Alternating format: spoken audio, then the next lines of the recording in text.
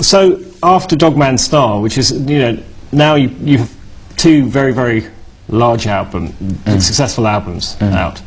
So then Bernard Butler leaves, I believe just before Dogman Star, before it got released. Yeah, maybe. a few months before it was actually released, yeah. Then a lot of these songs had been written with Bernard. How would it work? Would he write the music in its entirety and then give it to you, or would he be sitting there with a guitar and say, "I've come up with this"? What do you think? Both, really. You know, there were, sometimes he'd give me completely fully formed demos, and with a couple of songs we'd sort of, you know, be more kind of working stuff out together sometimes, and then he'd maybe take it away and do a demo sort of thing. You know, his vision of the song was always very complete and didn't really need much tampering with. Maybe sometimes we'd change, you know, add another chorus or something like that, but it was basically there. You know, you know, the energy and the flow of the song was inherent in the chords that he was writing. Right. Okay.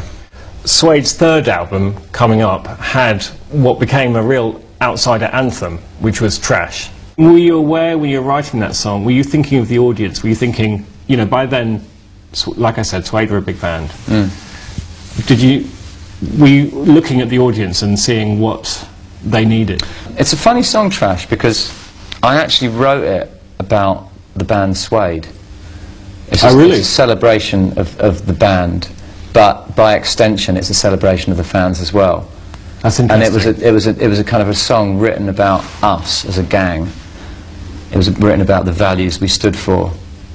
And even though it sounds like it's a love song, or it was actually written about the idea of the identity of the band and what they stood for. I didn't and then by extension, like I say, it's the audience. The audience I didn't read it like that at all. Yeah, I always but that's thought how it was intended. Okay. It's, you know, but by that point, I'd kind of developed a very, very strong sense of what Suede meant to people, you know. Of the kind of gang mentality of what it meant to be a Suede fan, and so I suppose it's celebrating that. You know.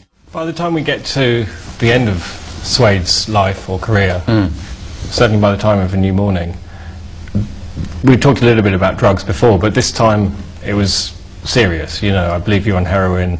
You know, had a period when it wasn't just fun and games, was it? No, there was a problem there. You kind of the sort of social drug taking had sort of mutated into something a lot darker, and I was taking rather harmful substances. And actually, the worst period for me was around the time of the album Head Music, when we were making that. It was kind of it was a very, very dark period for me.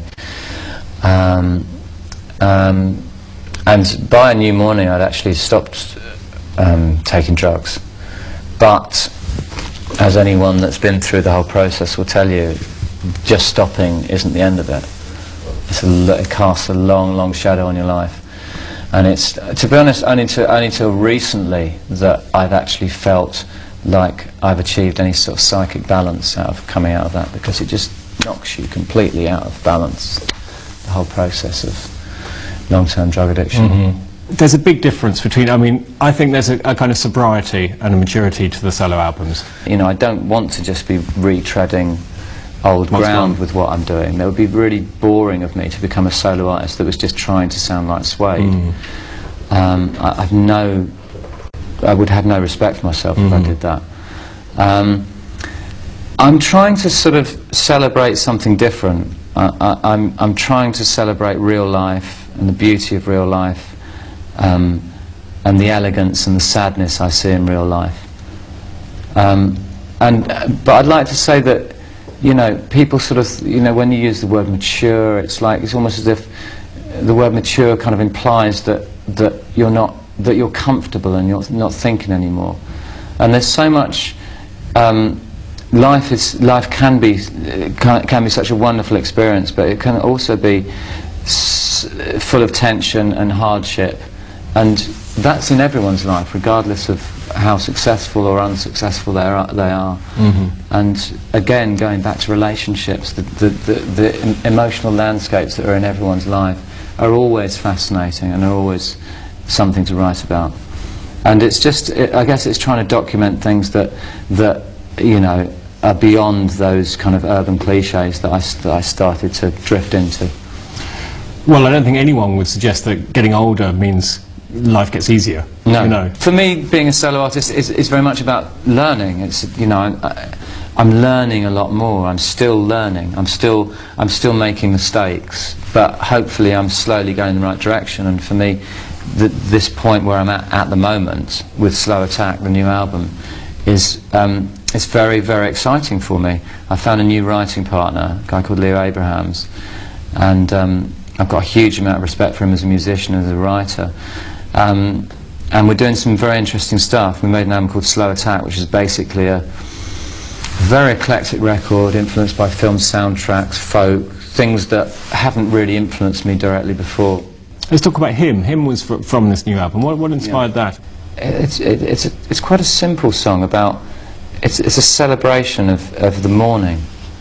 And it's a kind of theme that I kind of keep coming back to recently, almost like, you know, the beauty of waking up in London and it being a kind of a glorious experience. Normal life again. Yeah. It's normal life, isn't it? Kind of, yeah, but the absolute cinematic beauty that is inherent in normal life. Mm-hmm.